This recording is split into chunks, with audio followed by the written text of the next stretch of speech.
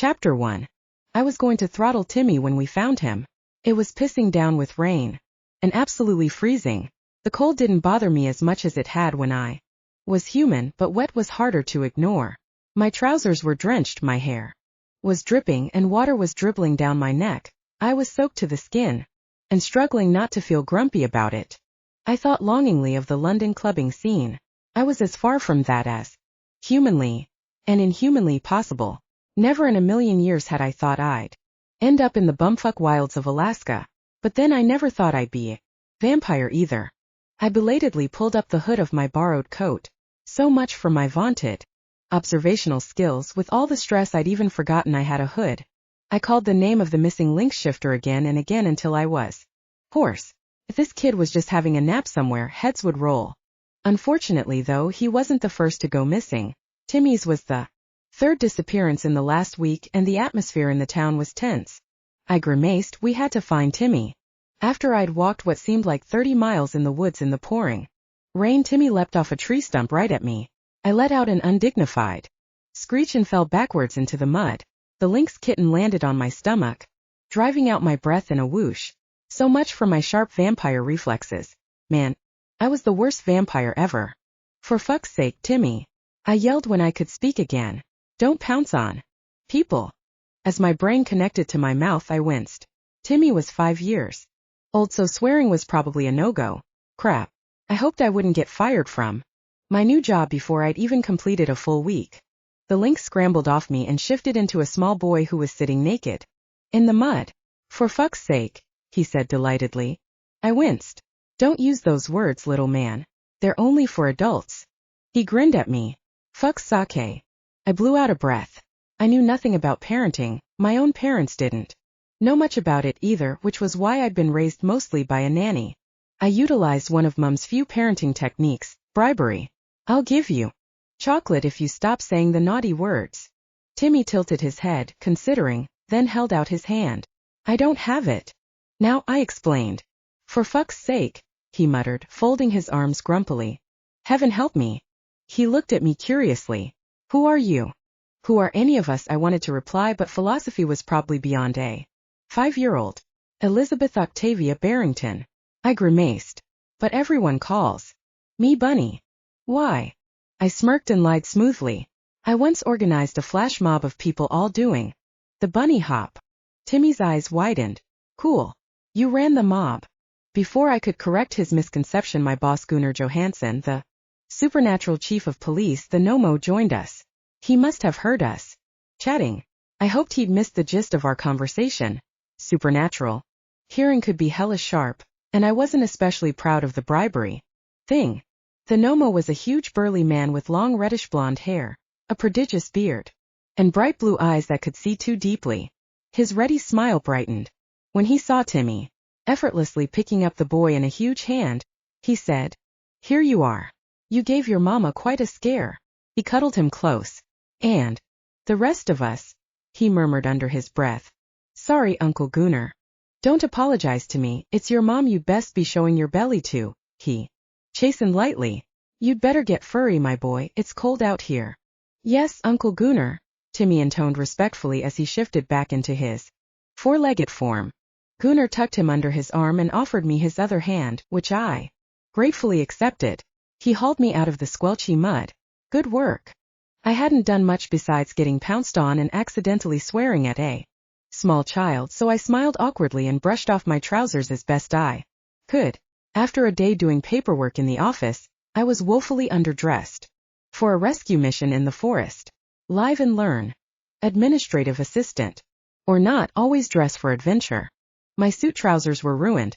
I definitely had the wrong wardrobe for Alaska. I'd left my London home in a hurry, eager to escape 100 years of servitude to the Vampire King. He hadn't been keen to let me go, so I'd done everything I could to get away, including stabbing his son Franklin in the bollocks. Franklin was the one who had turned me, and the bastard had done it without my permission. I knew now that he'd been in breach of vampire law, yet somehow I was the one being punished whilst he got away scot-free. Bloody nepotism. Talking of punishment, I shifted uneasily.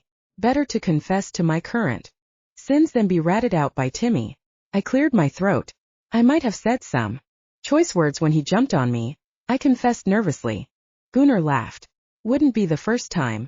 He's a bit of a rascal. A bit. Seemed like an understatement. Loretta, Timmy's mum, had looked wrecked when she'd come into the Nomo station, though for all I knew the messy bun, dirty joggers and bleary eyes were entirely normal for her. He called you uncle. Is he your nephew? I asked curiously. Loretta bore no resemblance to Gunnar. She was svelte and blonde, and their only similarity was in their eye color. Just an honorary title. He ruffled Timmy's lynx head affectionately. I trudged on beside Gunnar, grateful to have the mountainous man by my side. He'd stuck to me like glue because he feared I didn't have bushcraft, which I didn't. I hadn't yet told him about my eidetic memory, though. Having the ability to recall scenes I just seen perfectly meant that getting lost was something I'd never experienced. Still, he was right. I had no business being out here alone, especially not when people kept disappearing. But with Timmy's safe return, we were back down to only 2 people missing, and that was better, right? That could be coincidence. As we crashed around the woods, I heard all sorts of freakish noises, none of which seemed normal, for lack of a better word. I wasn't ready to encounter a chupacabra or something similar right now. I was tired and I wanted a cup of tea in my bed. In that order. Close to town, Gunnar pulled out his phone and let Loretta know that we'd found her wayward son. I heard the cried "thank fuck" down the line. Maybe Loretta wouldn't be too bothered about her son's latest saying. One could hope. We reached the office shortly afterwards, and Gunnar got Timmy clean dried and dressed. The kid sat on the plastic waiting room chair kicking his legs. With a hot chocolate in hand, he looked entirely too happy considering the trouble he'd caused. Gunnar had offered me a hot chocolate too, but I was bone tired and wanted to head home. The sun was due up soon. I fingered the charm around my neck. It allowed me to walk in sunlight without getting burned to a crisp, but it did nothing to stave off the daytime exhaustion that racked me and pulled at my bones. Here, I said, starting to shrug out of the borrowed jacket. I'm heading home to bed. Gunnar frowned. If you wait a bit, I'll walk you home. Better safe than sorry. I'll be fine. I'm a vampire after all. Newer than a week-old lamb, he muttered. And being a vamp didn't stop Kivik from going missing. I smiled politely. No one is going to be interested in me. I'm a nobody. I'll be fine. I held out the jacket. Gunnar shook his head. You keep the jacket and the boots, he said gruffly. No doubt you'll be needing them again before long. My wife has plenty of spares. Oh, I couldn't, I started awkwardly, but the truth was that I was poorer than I'd ever been in my entire life, including my recent rebellious years, when I'd been cut from my parents' purse strings and survived by working as a waitress. I'd subsisted on tips. That had all changed when Franklin had been paid a cool £50,000 to turn me into a vampire. I still didn't know why or by whom, but I was determined to find out. Gunnar waved away my weak objection. Keep them, he repeated. My wife wouldn't let me hear the end of it if I didn't give them to you. I swallowed past the sudden lump in my throat. The kindness of others still took me by surprise. My parents had assessed people's worth by the amount of cash in their bank accounts, and kindness hadn't mattered a damn to them. But I was trying to find my own way in life. Especially now my life was eternal, and I needed to find out what mattered to me. The swearing incident aside, helping Timmy had felt good.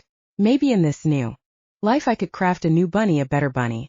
Elizabeth Octavia Barrington had officially died a week ago, so maybe it was time for some of my shittier attitudes to die with her. I had a new start. I wasn't going to. Chapter 2. I waved goodbye to Timmy. He waved back and called loudly, for fuck's sake, Bunny. Gunnar's guffaws chased me out of the door.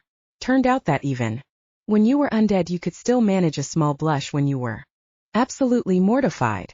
I dragged myself home, anxiously fiddling with the charm around my neck.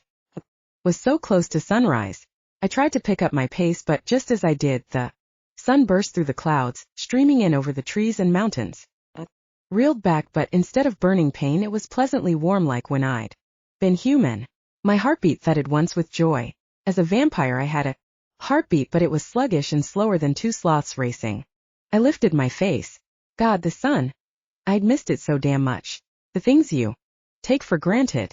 Before I'd spoken to Sydney, Gunnar's mermaid assistant eyed. Thought I would never see it again.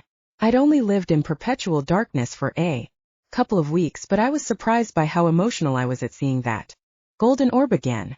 Even though it made my eyes ache, I gave a happy twirl, kissed the charm pendant around my neck, and gave thanks to whoever had created. I wanted to spend time basking in the sun, but exhaustion was crippling me. Besides, I wanted to check on my new dog, Fluffy. I approached my house still, not quite believing my luck. This house was small by most people's standards, but okay by mine. After I'd rebelliously moved out of my parents' mansion when I was 21, I'd lived in a shitty studio apartment. It was all I could afford on my waitress's salary, but it had been mine, and I'd loved it even though there wasn't enough room to swing a cat in it. In comparison, my new home was almost palatial. Had a bright blue door and was clad in white clapboard, exactly how I'd imagined a house in America would be. This was my first visit to the States, and hopefully I wouldn't be moving again. I'd come to Portlock, Alaska, and I wanted to stay here almost. Everyone was supernatural and no one had to hide who or what they were. After 2 decades of dealing with social airs and graces, that openness was refreshing. I just hoped that I'd fit in. I hadn't met a single vampire yet, but there had to be more bloodsuckers in town. To defer to the nocturnal residents of the town, most places on the high street opened from 4 p.m. to 4 a.m. That way the residents who wanted to do their shopping in daylight hours could do so, but vampires and the like had the cover of darkness. The Nomo's office was the only place open 24/7. Lucky me. I got the one job that pulled long-hour shifts, but I wasn't complaining, because my job even came with this house. I unlocked my front door and called, "Fluffy, I'm home." There was a happy bark and he ran in, skittering on the wooden floor in his excitement. Fluffy was a German shepherd I had found in a bin back in England, discarded, smelly and emaciated. Someone had thrown him away, and that had struck a chord with me. I'd rescued him not long after I'd been turned, and we'd adopted each other. After a week of 4 square meals a day, he'd put on a lot of weight and his fur shone, but he still had a way to go before he regained the muscle mass he should have had. "Hey boy," I greeted him, giving him a full body rub. "Were you okay without me?" He wagged happily, so I took that as a yes.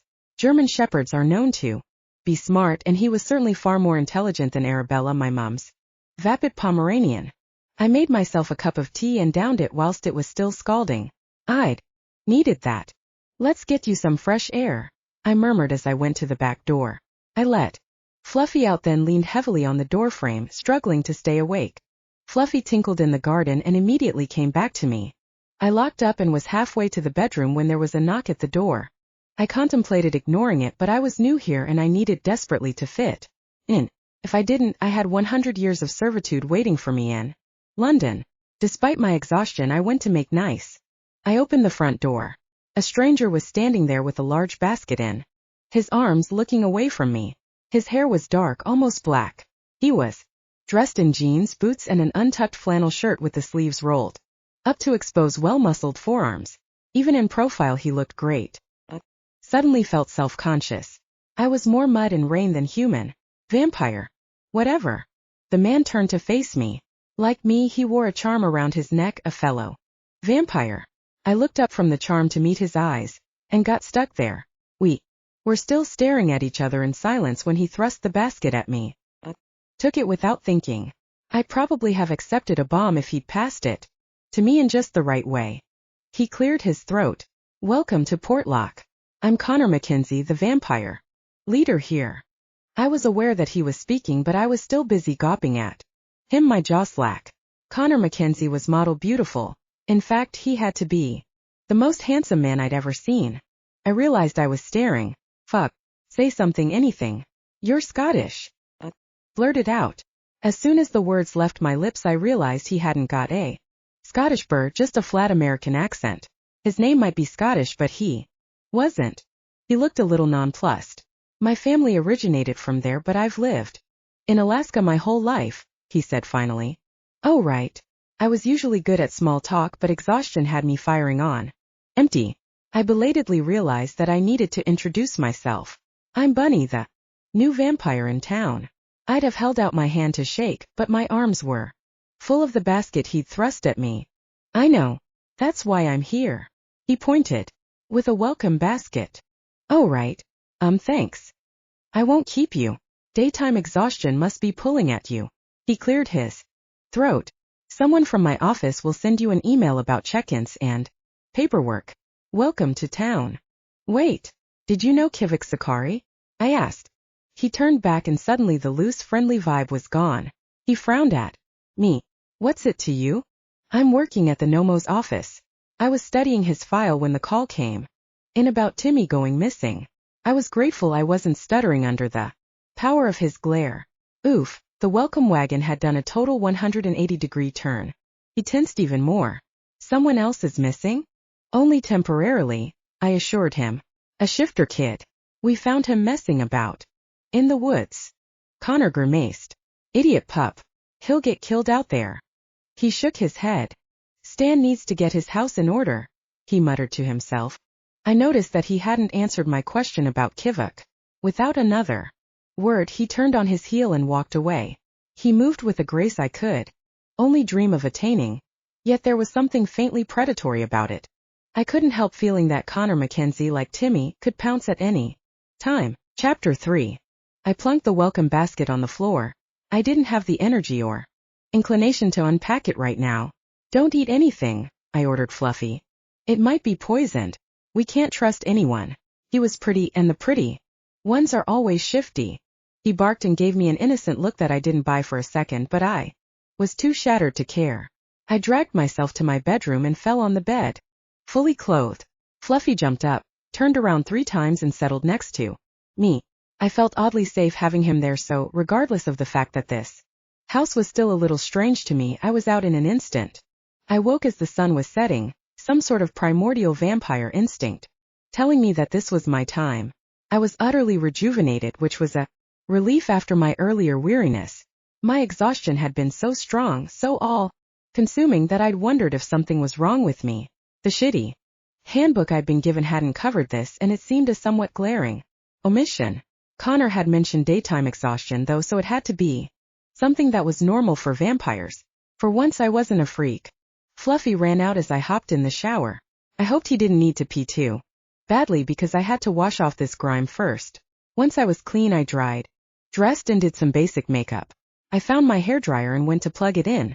Then paused. I still didn't have a damned adapter. Air drying it was.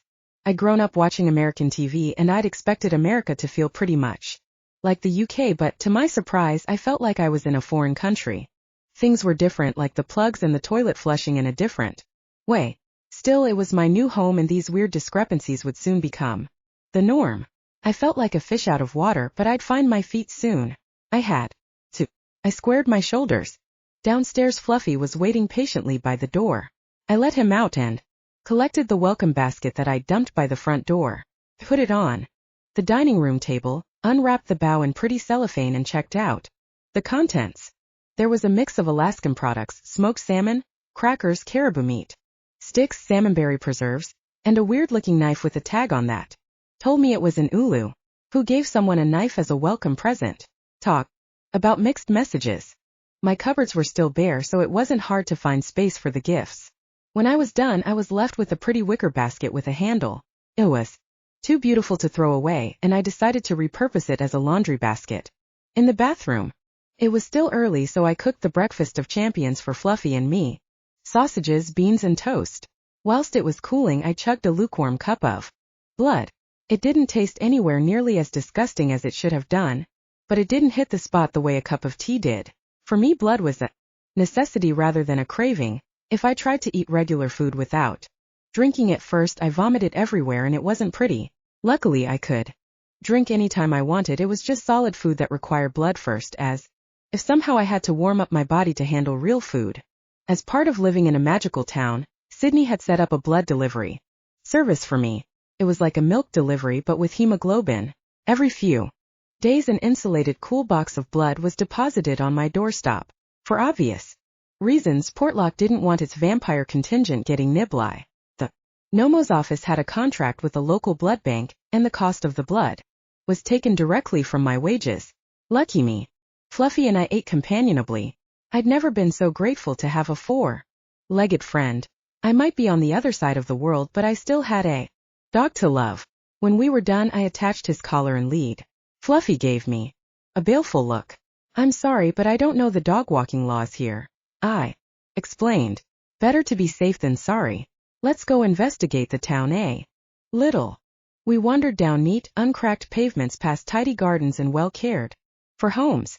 A few people were out exercising, hurrying to work or returning home. I got several friendly waves and a few people stopped to fuss over Fluffy. The place felt wholesome and everyone seemed so friendly. If it wasn't for the 2 people who'd gone missing, I'd have wondered if any crime actually happened here. Maybe they were star-crossed lovers who'd run away together. Working for the police might be dull in a small town like this, but dull or not, I was here for the long haul. Gunnar had extracted me from the UK and servitude, so I owed him big time. He had my undying loyalty unless he proved himself unworthy of it. A few vehicles passed by, mostly big trucks or SUVs. In comparison to the cars in the UK, these vehicles seemed huge, like cars hopped up on steroids. Everything in America seemed to be supersized. Even the streets were wider. I'd have to ask Sydney or Gunnar about things to do in Portlock. I'd need something to fill my days besides working, watching TV, howling at the moon, and sucking down cups of blood. Maybe there were some sort of paranormal games I could join in or a team I could support. The Yanks were big on sports, right? Go Portlock Poltergeists. As I walked, I looked around. I knew we were near the ocean because we'd flown over and landed in it when I'd arrived. There were mountains and lots of woods. The twilight was long because the mountains blocked a lot of the sun. This was a place carved out of the wilderness, and I felt tiny and insignificant, but in a good way. If I was small, then so were my mistakes. I took Fluffy home and put out fresh water and some dry food for him to nibble on, ignoring his disdainful look at the latter. I gave him a big cuddle and promised I'd be back soon, but he still watched balefully as I walked out of the front door. This time I had the rubber boots in a bag, spare leggings and a top, and the waterproof jacket under my arm. This bunny learned from her mistakes. I walked briskly to work. There were still a lot of people out and about. The town seemed to have come alive in the growing darkness. I wondered how many of the supernaturals were nocturnal. Was it just the vampires, or were the werewolves night creatures too? Didn't they have a thing about the moon? I walked into the office to see a line of people waiting at the desk. I looked at the queue in horror and double-checked the time on my new phone. I wasn't late. I wasn't even due in yet. Gunnar and Sydney were standing at the high counter. The mermaid's dusky skin was set off perfectly by her maroon top, and her silky dark hair tumbled artfully over her shoulders. She always looked immaculate, which was more than I could say for Gunnar.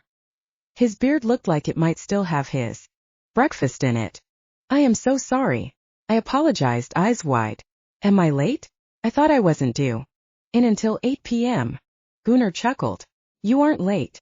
The booze flight came in early and people are desperate for their liquor. I looked at them confused. Sorry? What? He turned to Sydney. I'll deal with this for a minute. Can you explain what's going on and show her the ropes? Sure thing, boss. She flipped him a cheeky salute, grabbed my arm and pulled me into the break room. Once the door was closed, she explained, Portlock is a damp town. That meant nothing to me. Did she mean it suffered from mold? I shook my head to show I didn't understand, though my blank expression had probably told her that already. In Alaska we have dry towns, damp towns, or regular no-limit towns when it comes to alcohol. What? I exclaimed. In the UK, pubs and bars sold alcohol, some of them round the clock, and so did shops. The concept of a dry town conjured up images of 1920s speakeasies. I had no idea that some areas of America were still living in the Prohibition era. Sydney continued. No alcohol is allowed in a dry town. It can't be sold and it can't be brought in. Even though my mouth was hanging open, I nodded. You couldn't even bring it in. In a damp town, no alcohol can be sold, so there are no liquor stores and no bars, but you can order some for personal use. In our case, we arrange for it to be flown in, and the Nomos office controls distribution. Everyone can order a certain amount per flight, depending on the space on the plane. It's not a problem when we have daily flights, but things can get ugly if there are delays. I was still stuck on the whole no pubs and bars thing. If there were no bars, that meant there were no clubs. What do people do for fun? I asked, although frankly my last clubbing experience had left a lot to be desired. I'd been out, partying with friends when that knobhead Franklin had bitten and turned me. Sydney laughed at my horror-stricken expression. We don't live in caves, she assured me. We have parties, game nights and get-togethers, just not in public places. We have lots of community events as well. We socialize, but with less alcohol. I was a Brit. Alcohol was as much a part of my culture as having a monarchy, though the younger generation seemed to have a much greater emphasis on healthy living. The older generations and mine still partied hard, and binge culture was still very much a thing. Any questions? Sydney asked. We should get out there before the crowd gets unruly. What do I need to do? You'll pick it up, she assured me. Just watch for a few minutes and when you feel comfortable, jump in. Training in the Nomo's office seemed pretty hands-on. For once I was grateful for my eidetic memory. Surely even I couldn't fuck this up? Chapter 4. Sydney was right. It wasn't complicated and I picked it up fast. My old job in a bar had made me used to demanding customers and slinging alcohol across an expanse of wood. My job now was to check each person's slip against our invoice, then give them their alcohol. With the three of us working together, we soon whittled down the queue. When the last customer had gone, I had to enter everything on the computer and file the hard copies. I couldn't believe my luck, for the amount of pay I was getting, not to mention the perks like the lovely house, the sunlight charm, and insurance cover. This job was child's play. It was certainly much easier than waitressing. And so far no one had grabbed my ass. Total bonus. To be honest, bar the Timmy incident, it had seemed a little boring.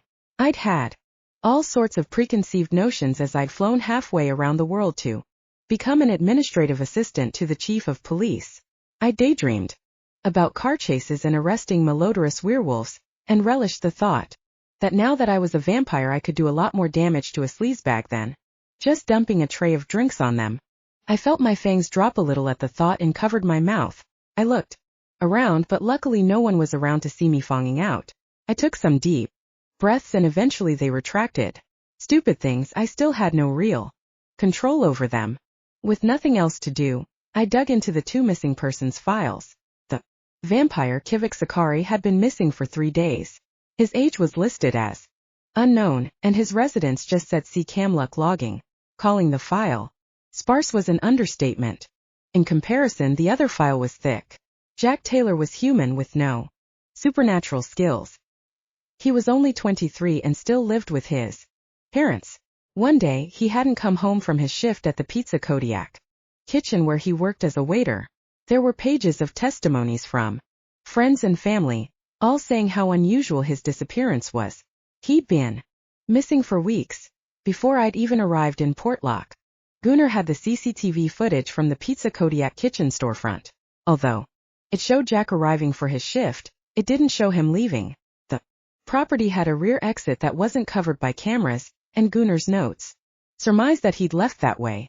That was the last time he'd been seen nearly 4 weeks ago. None of his friends and family had known about a planned trip. No one said he'd been acting weird or edgy, and none of his credit or debit cards had been used since he'd gone missing. To all intents and purposes, it was a cold case. Gunnar wanted me to look through it so I could familiarize myself with witness statements, documents, and how a case was handled. He also had me look through a few completed files. A lot of the issues in the town seemed to end in violence. Tempers were high. Arrests for assault were common, but prosecuting them was not. My stomach growled at midnight when it was time for my lunch break. I was allowed to leave the office, so I dashed home to check on Fluffy. The streets were busy. Midnight was rush hour here. Fluffy, I'm home. He raced towards me, overjoyed to see me, and his unconditional love was like a balm to my soul. After I'd said hello, I warmed and down my blood, had a quick sandwich and took him out. When it was time for me to leave again, he started giving me full puppy dog eyes. My heart twisted. Don't worry, boy. I patted his head. The office seems pretty relaxed, so I'm going to ask Gunnar if you can come to work with me sometimes. It's worth a try. He can only say no. Fluffy cocked his head, wagged his tail, and his intelligent eyes lit up. He thought so too. I gave him one last cuddle before I jogged back to the office. I just walked in when the phone rang, so I raced to my desk. Nomo's office, Bunny speaking. I answered in my best phone voice, although the effect was slightly ruined by All the panting. Note to self. Don't jog to work and answer phones. Let me speak to the Nomo, a gruff voice ordered. I looked at Gunnar's office, but the door was shut and the light was out. I'm afraid he's out on a break. Can I take a message? I chirped pleasantly. I could hear a ruckus on the other end of the line. For fuck's sake. Find him. And tell him to get his huge ass down to the hardware store. Frank Wakefield is plastered and tearing the fucking place apart. The caller hung up. I recognized the name. Frank had been one of the people in the queue for drink. I hastily found Gunnar's cell number and called it. Someone tearing up. The place seemed like something I should interrupt his break for, right? His phone rang a few times before he answered. What's up, Doc? He laughed. Was that a Bugs Bunny joke? We have an issue. I relayed the message briskly. Damn it, Frank, Gunnar muttered, all traces of amusement gone from his voice. Okay, Bunny, I need you to go into the file room and grab the black bag there. I'll meet you at the hardware store. Me? He wanted me to go? I dealt with plenty of drunks before, but they were usually trying to grope me. I doubted a knee to the bollocks would stop this guy if he was some sort of supernatural. I wondered what type he was, but Gunnar hung up before I could ask. I ran into the back room. It took me a minute to find the black bag, but finally I slung it over my shoulder and headed out. Halfway to the front door, I realized I had no fucking clue where to go. Google to the rescue. I hastily searched the maps on my phone. Luckily, there was only one hardware store in town in a row of shops next to a diner and the pizza restaurant. There was a small supermarket just down from it, next to a funeral home and a florist. This little town really had everything you could need. Caskets, coffee, and carnations. I made my way there double time. Gunnar had already arrived and he nodded his approval when he spotted the bag over my shoulder. I felt a warm glow at least I was doing something right. There was quite a crowd gathered outside. I guessed in such a small town, this kind of thing counted as entertainment. Some kids were snickering amongst themselves. The red eyes and blown pupils told me these teens were high as kites. We were about 10 yards away when two men came flying through the front window of the shop. I ducked instinctively as glass sprayed everywhere, and the crowd stepped back with a collective gasp. The men were going at it, wailing at each other. One of them was a dark-skinned man I remembered from the liquor run at the office, Frank Wakefield. He had long, shaggy hair, and his clothing was torn and disheveled. He was roaring like an animal, though he still looked human. Maybe he was about to change into something else. The man grappling with him was Connor Mackenzie. I gaped at the sight of him trading blows. He'd seemed so civilized and urbane when he'd given me the welcome basket. Seeing him like this was giving me a whole other view of the man. A really nice view. Damn, but those jeans fit him well. Whilst Frank was throwing wild punches, Connor's were calculated and precise. My own strength had grown exponentially since I'd become a vampire, so I could tell straight away that he was holding back. He might look a little wild, but he was in control of the situation. He probably didn't need me and Gunnar to wade in. Before I'd met Connor, my sole experience with any vampire leader had been with the King of Europe, who definitely never grappled in the street. He had people to do that for him. Needed or not, Gunnar strolled over and stood, arms akimbo, towering over the two men. Crap. I was on his team, right? I waded into the fray, braced my feet, and helped him separate the men. Gunnar picked up Frank and set him on his feet, whilst Connor shrugged off my hands and did a neat flip to standing. He was still ready though, and his eyes were coolly assessing Frank. Gunnar held back Frank and gave him a firm shake when he started to lunge at Connor again. Are you gonna control yourself? He asked coolly. Or am I gonna control you? His voice was threatening enough to break through Frank's alcohol-induced haze. Frank's eyes widened. I'm good. He held up his hands. When Gunnar released his grip, he immediately started swaying. I doubt that, Connor muttered, not quite under his breath. I had it handled. Nomo. You might have had it handled, but could the town take much more of the handling? Gunnar gestured to the broken glass littering the street. Apparently Frank's state of drunkenness level was way past steaming, and he was still making bad decisions. I could relate to that. I'd made 1 or 10 when I was drunk too. As he started back towards the store, I trotted after him. Hey big fella, you're not going back in there, are you? Come this way. He was so shit-faced that he let me turn him around. You're real pretty, you No. All that blonde hair, he said dreamily. Shame you're a vamp.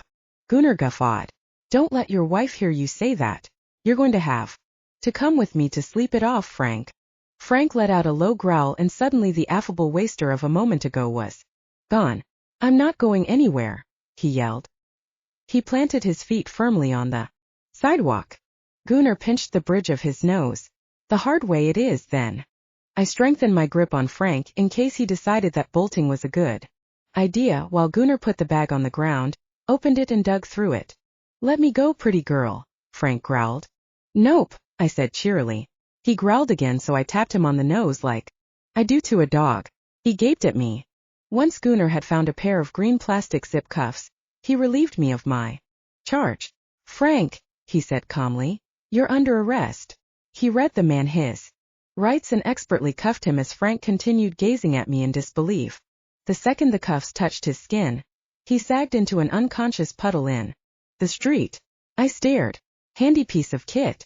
Green plastic zip cuffs are magic canceling, Gunnar explained. They also canceled his buzz, and apparently his consciousness. He grinned. I guess magic was all that was keeping him upright. Connor stalked over. I thought he was banned from the alcohol run, Nomo. He was plastered. Did Barrington accidentally give him alcohol? I felt my fangs drop.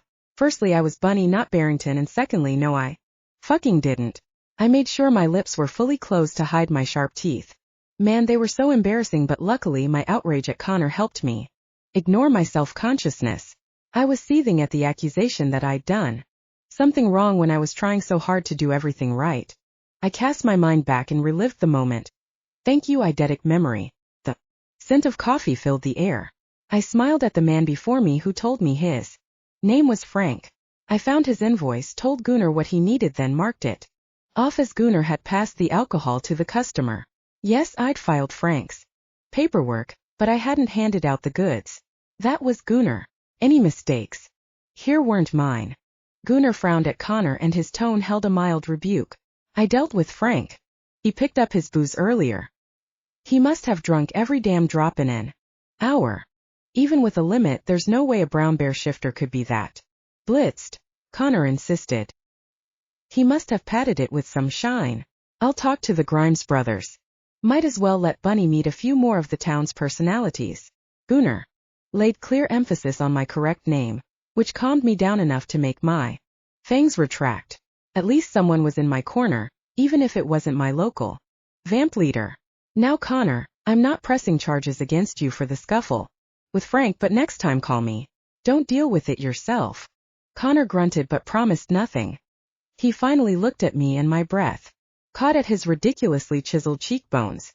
Danger, Will Robinson, I said to myself. But beauty or not, he was being a right asshole. His glance was one of dismissal, a quick up and down and then move on. I didn't try to hide my answering glower.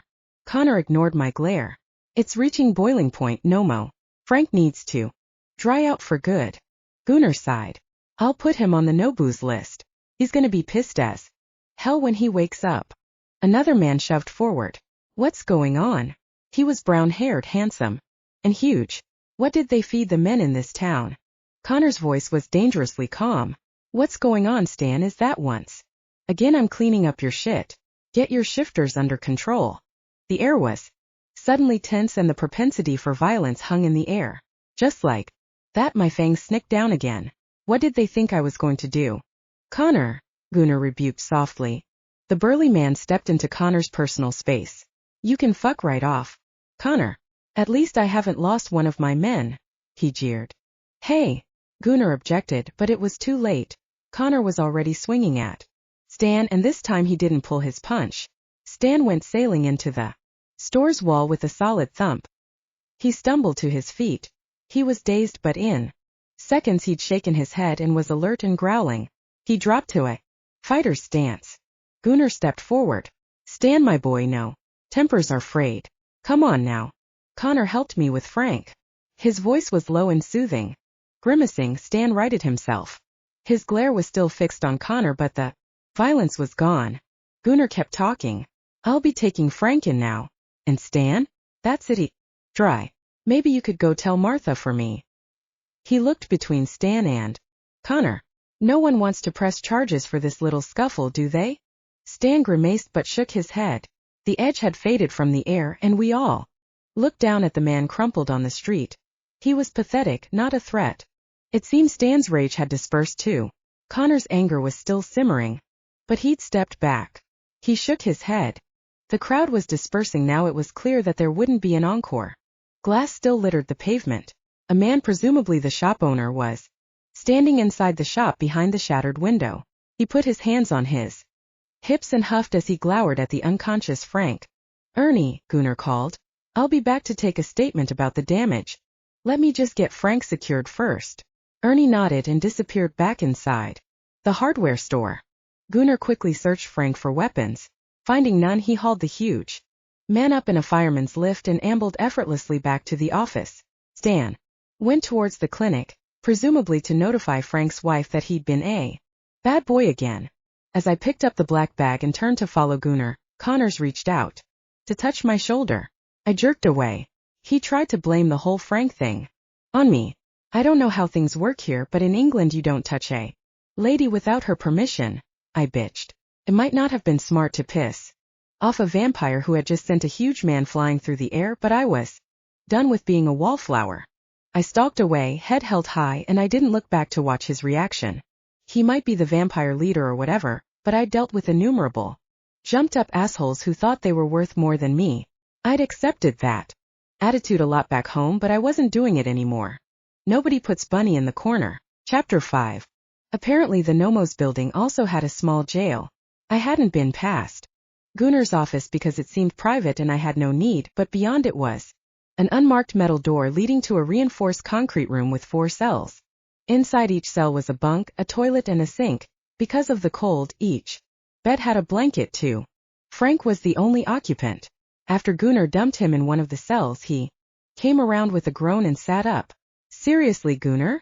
he complained as my boss removed the cuffs. "How long will I be banned this time?" "No more chances, Frank. You're done. Dry." "Damn it." Frank surged to his feet. "Don't do that to me. You did it to yourself." Frank sagged back down again. "I think we'll look at a 3-day stay," Gunnar went on. "Unless your old lady will come and get you sooner." "You know she won't." "It's probably safer here for you anyway," Gunnar smirked. Frank sighed.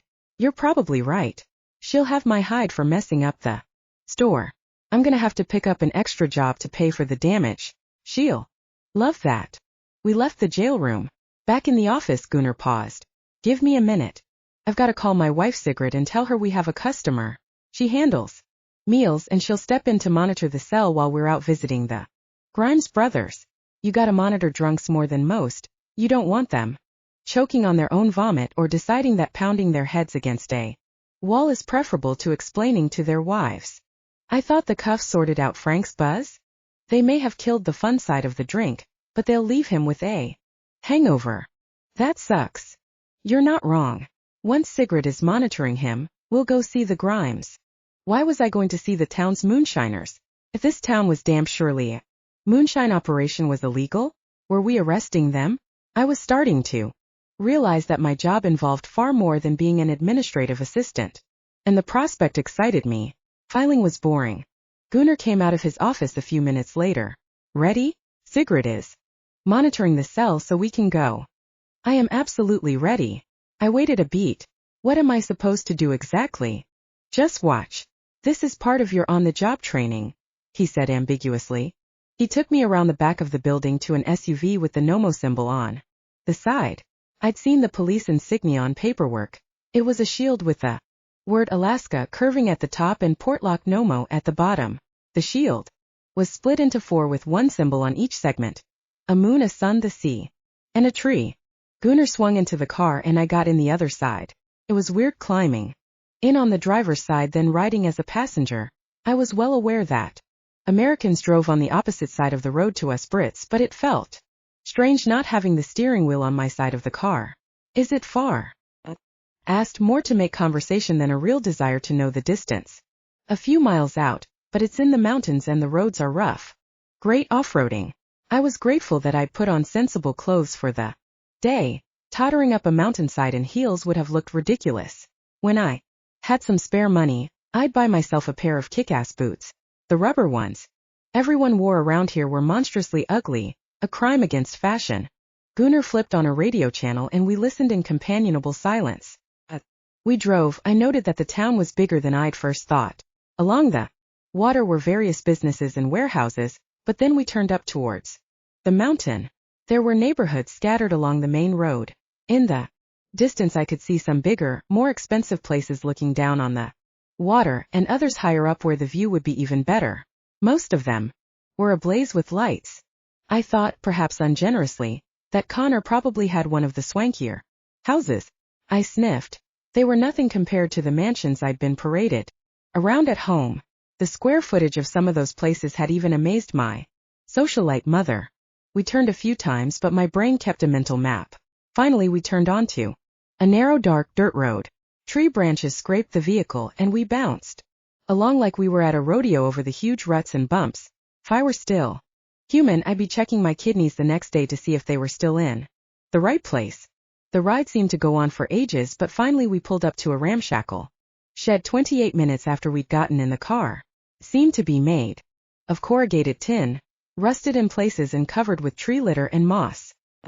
Looked at it warily. Surely this couldn't be our destination? It looked like a good sneeze would make the whole thing collapse. This is a residence? I asked dubiously, wrinkling my nose.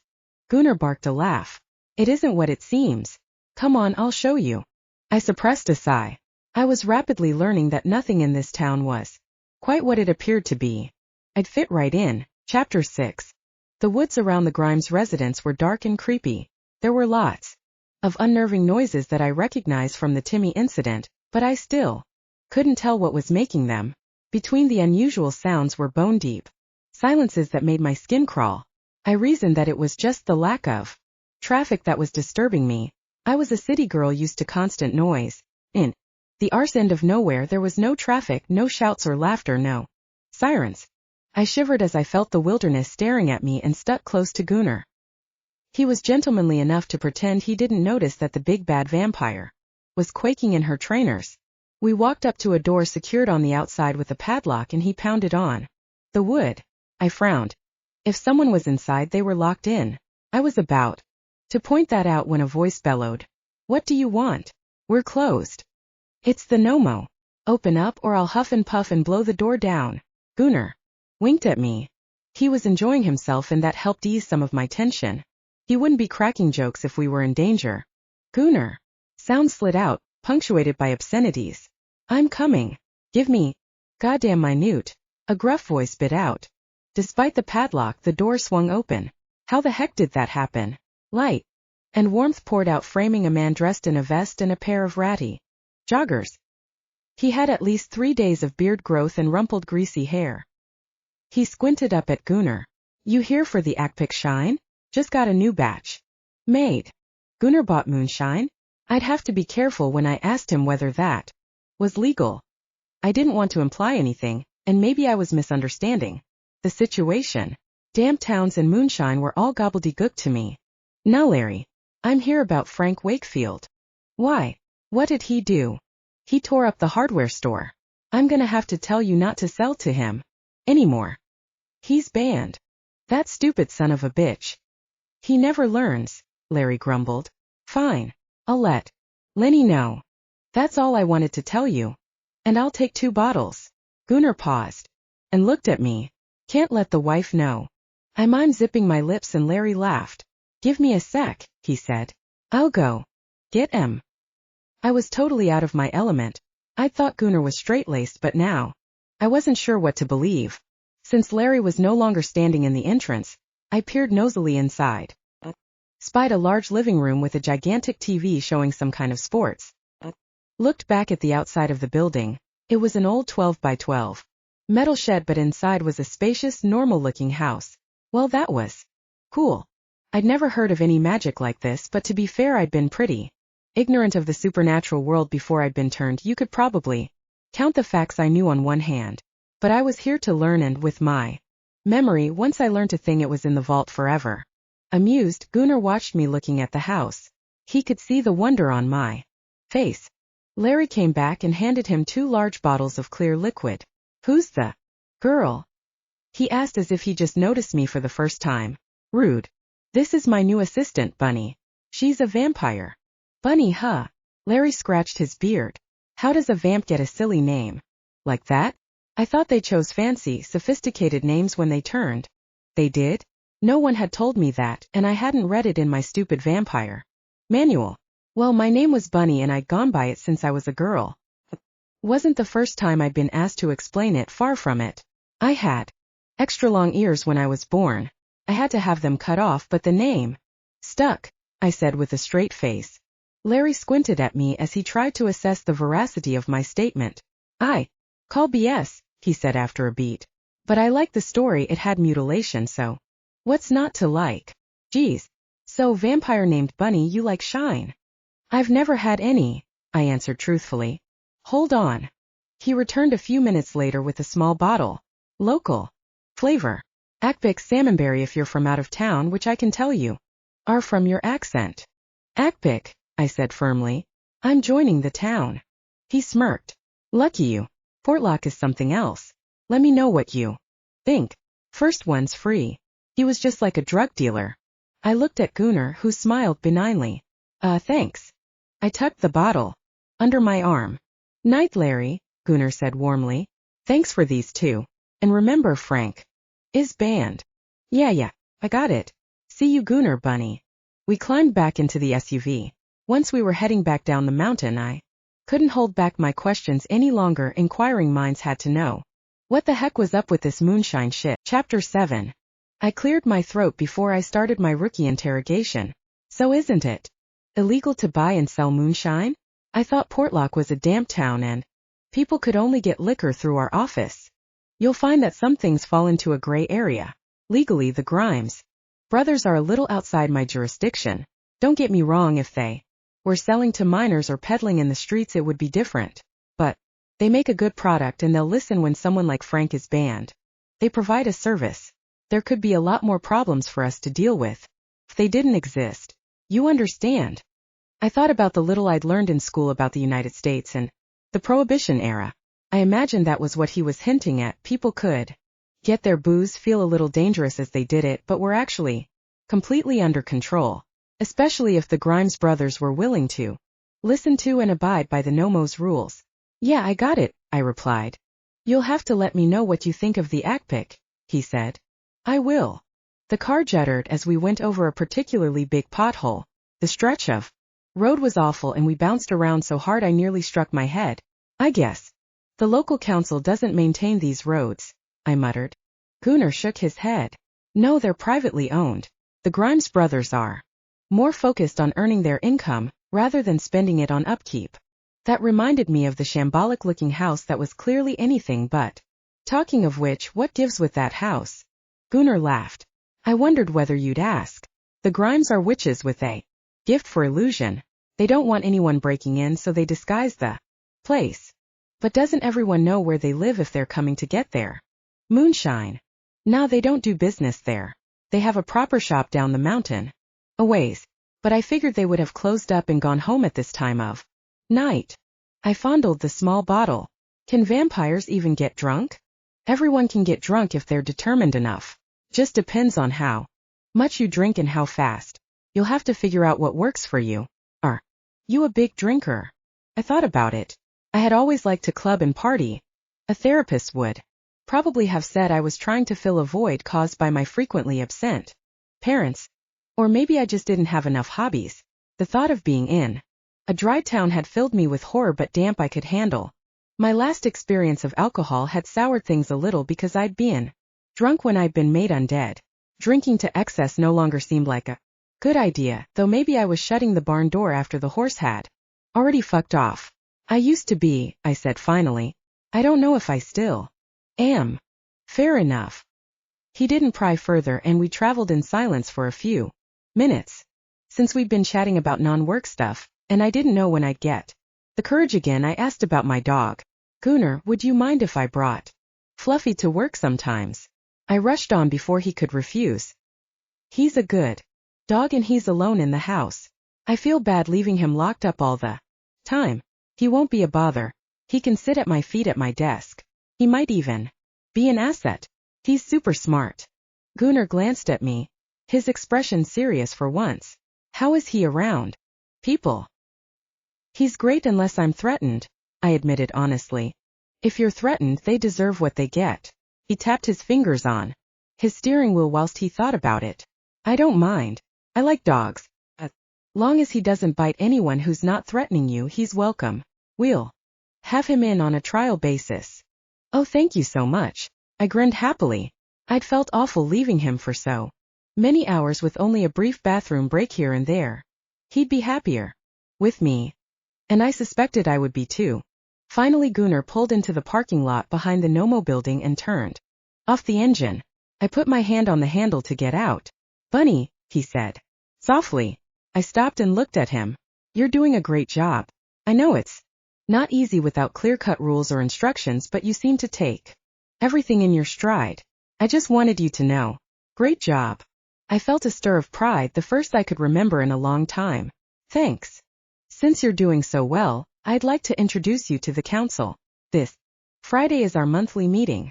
You won't normally have to go unless you want to, or you have to fill in for me, but you should get a feel for it. It's at the mayor's office at 8 p.m. Sure. I paused. What's the council? Gunnar chuckled. You fit in so well I sometimes forget you've only been around Supernats a couple of weeks. As you know, Portlock isn't a typical human town, although we have a mayor and law enforcement like any regular town. It is actually comprised of a group of supernaturals of all different types trying to get along and keep a civilized society. In the wider world, all supernaturals are hidden. Everyone keeps themselves and their abilities secret, and it can be a real strain. There are supernatural towns all over the world where we can live openly. We use magic to keep most of the humans away. And we live in peace and harmony. He threw me a grin that told me they did anything but. In those supernat towns all the factions have to work together. To facilitate that, we hold monthly meetings. Factions? Gunnar nodded. Yup. There are the magic users.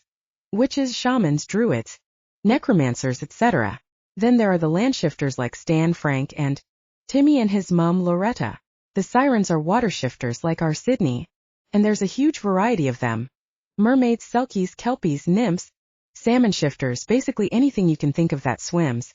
The vampires are a group too, as are the few humans we have. Like Jack Taylor, the missing guy? He was human, right? Gunnar sighed. Yeah, like Jack Taylor. We have a few humans who know about Supernats. Most are related somehow to one, and they've agreed to keep a lid on it. Frankly, we couldn't survive without them because we need people to keep our connection open to the rest of the world. We do like to use Amazon Prime in Alaska. He winked. I laughed. That makes sense. I still wasn't sure precisely how things worked. Jim, the pilot who'd flown me in, had explained that there was a magical barrier around Portlock. The time I hadn't thought to ask who or what the barrier protected it from. I had assumed it was from humans, but if there were humans here then maybe I'd been wrong. How many other vampires are there in town? Glancing at someone was no guarantee that you could tell what race they were from. I still had no idea what Gunnar was, and I assumed there were other vampires running around town with daylight charms the same as me and Connor, so people keeping to the hours of darkness wasn't a sure sign either. I'm sure Connor will fill you in. Connor. So far he'd given me a welcome basket and insulted me in the street. So the jury was out on him. I was sure he'd check in on me, but when or where was a complete mystery. He'd mentioned that someone would be in touch, but no email had arrived. I guess he was still hip-deep in trying to find the missing Kivuk. Being so new to the undead life, I'd assumed that someone would be watching over me, but maybe they trusted Gunnar to do it? Was he a vampire? He didn't look vampiric. Are you a vampire, Gunnar? I asked, hoping the question would spur him to tell me what he actually was. He guffawed. Definitely not. Come on, let's hop to it. We got paperwork to complete. I was learning that when he said we and paperwork, he meant me. I wasn't complaining. At least I wasn't the Vampire King's slave. Anything was better than that, even Chapter 8. It turned out that I'd had no phone reception when we were up the mountain. Something to remember for next time. Now that I had a signal again, my phone pinged repeatedly. In the hour or so that we'd been gone, there had been a Slew of messages. Job 1. Writing them down and prioritizing them.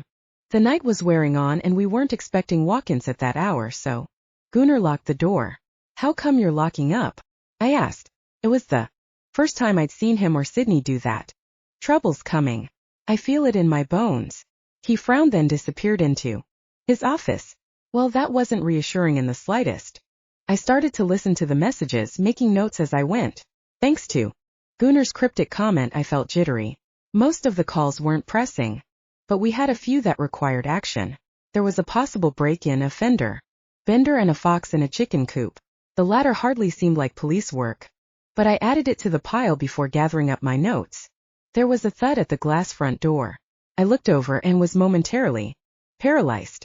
I knew that werewolves existed, though I'd never seen one, and there was no doubt what this was. Like in the movie Underworld, it was huge, hairy and bipedal. It threw all 8 feet of itself against the door again. My mouth was hanging open, but my fangs were nowhere to be seen. Gunnar shouted in panic. Werewolf. The creature drew back. Next time it hurled itself against door, the frame cracked and the bulletproof glass rattled. Gunnar ran out with 2 shotguns and a machete. Try not to kill him, he instructed, passing me one of the guns. I don't know how to shoot, I said in panic. Brits don't have guns. Well, how do you scare off the bears? There are no bears. Didn't you go clay pigeon shooting? He demanded.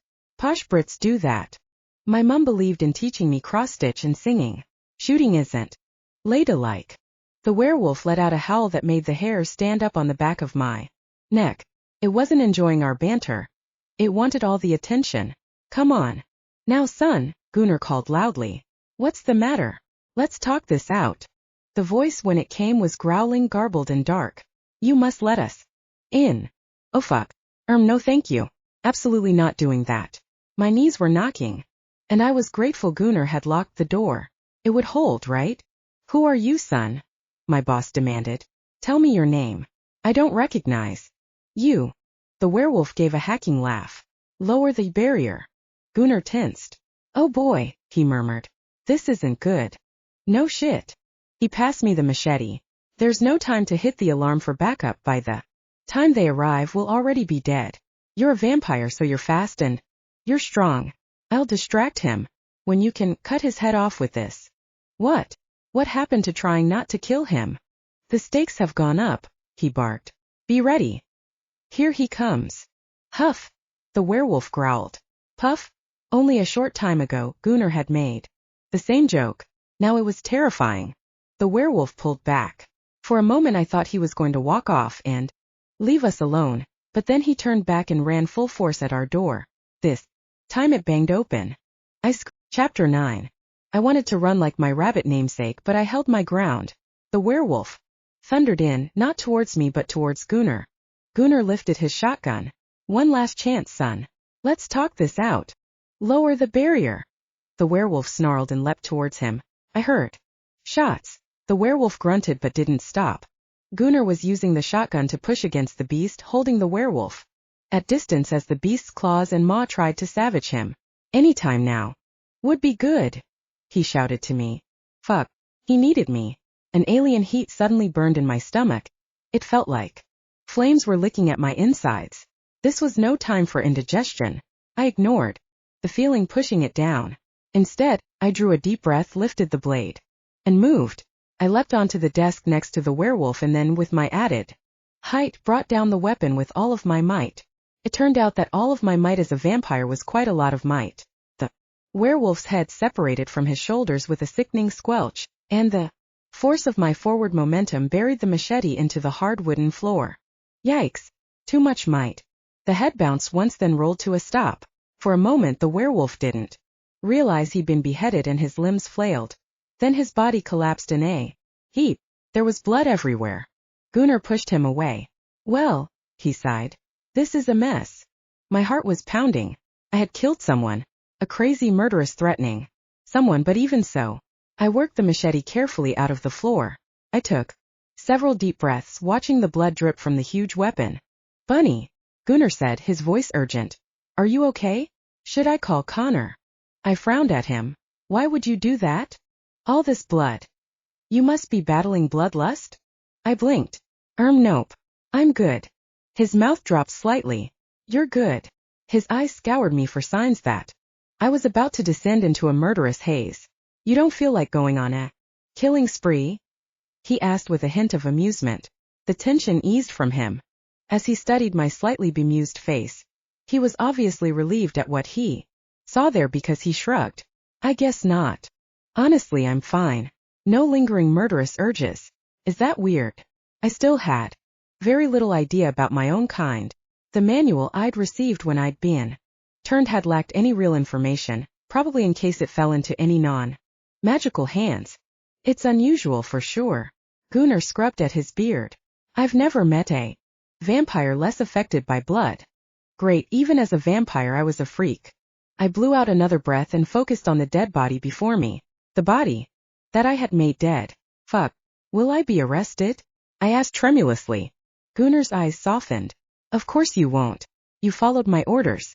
This was a lawful kill. Will I have to see a psychologist or something? He snorted. Not unless you want to. This isn't the pet police, bunny. Pet. Pedestrian normal, non-magic folk. Sometimes brute force is needed. You did the right thing. You're not going to be punished for it. But there'll be a note on my file? He grinned. You don't have a file. Relax. We just need to notify Stan we had a rogue, then we'll take it from there. I'll get a body bag, we'll pop the body in that and move it to the morgue. What about the investigation? There is no investigation, bunny. This werewolf attacked us, we defended ourselves. End of story. There will be no repercussions. You did your job. Are you saying I have a license to kill? Only when it's warranted, but yes. You're on the side of the law now, and the law will protect you. And that, I thought, was the motto of bent cops everywhere. I liked Gunnar. He'd saved me from hell on earth, but I wasn't stupid. First the moonshine. Then this. Who was Gunnar? And which side was he on? We moved the body to the truck and Gunnar drove it to the morgue whilst I cleaned up the blood. He gave me a potion from a secure vault to use on the carpet, and in moments all signs of murder were gone. Handy for both cleaners and criminals. The front door was still busted, but we couldn't do much about that for now. Waited impatiently for my boss to return, keeping one eye on the door in case the crazy fucker wasn't running alone. No other werewolves appeared, but it was the longest 20 minutes of my life. Tomorrow I was definitely bringing Fluffy with me. He could be my emotional support dog if nothing else. I surged to my feet when Gunnar walked in. They'll start trying to ID the body, he said. Doesn't it, shift back? Nope, but we can still do fingerprints. They're the same for werewolves. Well, that's something because I guess dental records don't match. No siree. A werewolf's muzzle and teeth are very different from human ones. So I muttered. Okay, so those phone messages? Gunnar asked calmly. I stared at him. Are you serious? Of course. He looked amused. Did you want to wail and gnash your teeth a while longer? I folded my arms. Yes, I do. I haven't done nearly enough gnashing. He laughed. Well, do it in the car on the way to our next case. This is a small town, but it's supernatural. We're never doing nothing for long. He looked through the phone messages quickly. We'll go check this one first. He handed me the one about the break-in, then held up the second one and shook his head in exasperation. It was the fox message. This is Gertrude. She hates her neighbor who's a fox shifter. She's been trying to get me to arrest him or shoot him for years, and in return he torments her. He runs around her yard in his fox shape until she comes out with the shotgun and starts blasting away. We'll have to visit before we get lots of noise complaints and old Remy loses his tail. What about the fender bender? They can fill out a report online. They didn't request me directly, so it can't have been serious. The notification is more about their insurance requirements than a request for assistance. He stood up with a groan. Looks like it's gonna be a crazy night. Fetch the black bag again. Going to be a crazy night? Like it wasn't already? Chapter 10.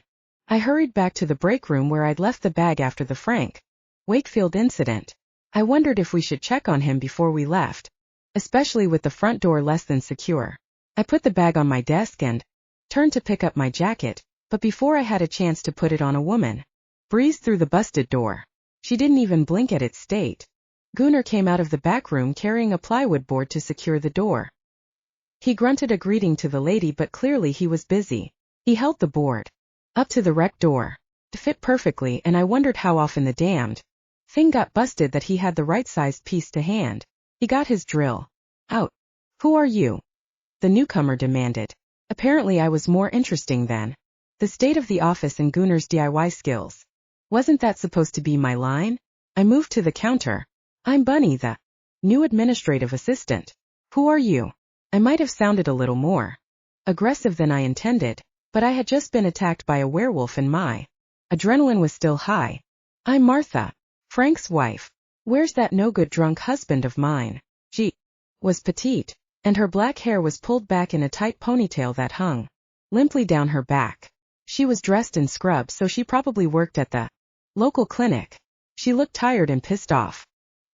"He's in the lockup," I said. She grimaced. "Now I'm here, I guess I'd better go see him." Waves of displeasure cascaded over her features, and I felt a moment of sympathy for poor Frank. "Just a moment, I'll get the Nomo," I said. Gunnar couldn't hear over the whine of the drill as he fixed up the door, but I wasn't sure if there was a protocol for letting in visitors. I was sure spousal visits were fine, but it was best to check. Before I could get Gunnar's attention, Martha had walked around the desk and was heading for the lockup. She knew exactly where it was. Frank was obviously a very naughty boy. "Ma'am, just a minute, please." I put up a hand to stop her, but she shoved me out of the way. I let her because the last time I'd used my full strength, heads had rolled. I didn't want to do that again anytime soon, and definitely not by accident. I ran to Gunnar and touched his shoulder to get his attention. "Gunnar, there's a woman here for Frank. She just let herself into the lockup." "That'll be Martha," he sighed.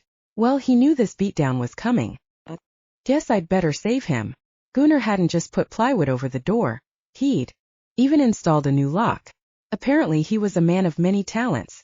"I tried to stop her," I said lamely, "but I didn't want to cause an incident by hurting her, especially after the whole." I made a chopping motion with my hand and grimaced. Gunnar clapped me on my shoulder. "Better to stop the tide," he mumbled. He opened the door to the lockup and a stream of angry Spanish came pouring out. "Martha, my apologies, but visiting time is over. Bunny and I have to head out on a call, so we have to lock up." Martha glared angrily at him. "This is your fault. You know he can't handle his drink, yet you still served him." Gunnar was unruffled. "He's a grown man responsible for his own actions. Regardless, he has now been banned." She looked at her husband whose head was hanging. "Good," she bit out. "Gee." Glare at her husband. "This is it, Frank," she snapped out. "We got booted out of Bayocene because of your drinking and brawling. Portlock is the last supernat town that would take us. You are not ruining this for us. You are dry. You hear me, Frank?" Frank nodded, he head in hands. He heard her. "Good, because if you go rogue again, I'll be calling the MIB on you." Then, as requested, she stormed out. Frank was sitting on the bunk, head in, his hands and shoulders slumped. Poor guy, he'd gotten some jabs from Connor, and now a few verbal ones from his wife. I bet I knew which had hurt more. "Sigrid will bring you some food in about an hour," Gunnar promised. Frank raised his head. "Appreciate that. Let's go, Bunny." We headed out. "How will your wife bring the food if you've put a new lock on the front door?" "She'll come in the back, she always does. The back door doesn't get busted much, so I don't have to change the lock so often." Apparently the caller who'd left a message wasn't the only one who suffered from break-ins. Wonderful. "Who's the MIB?" I asked Gunnar curiously. "The Men in Black?" I joked. "The Magical Investigation Bureau." His glare told me to take this seriously. They call themselves special investigators and they get all sorts of powers we don't like. His jaw worked. "We're all but certain that there are black sites specifically built for supernat containment." I swallowed hard. Screw the boogeyman. Toe the line or the MIB will get you. And you'll never be seen again. No wonder Frank had blanched. We went out to the car park. Wherever we were going, it was far enough that we needed to drive. I definitely needed my own car, though for now I was happy to ride shotgun. I plunked the black bag in the back seat and climbed in. As Gunnar cranked the engine, he rang Stan on the hands-free. "I was sleeping," Stan answered grumpily. Lucky that one of us is. We've got a problem. What? All traces of sleepiness were gone from Stan's voice. The Nomo's office was just attacked by a werewolf. I need you to contact all of yours and account for them. Make sure they're okay. The shifter leader was silent for a beat. You don't think it was one of mine? No, I don't. Why not? Because his eyes were red and he was growling about the barrier. Oh fuck. That's about the size of it, Gunnar agreed. Check on your werewolves. Confirm it's none of them, then we can start trying to identify this Wayward. 1. You got it. I'll call you when I've spoken to them all. Appreciate that. Gunnar hung up. His eyes were red? Is that not normal? I asked. No. Normally a werewolf's eyes are the same color as their human ones.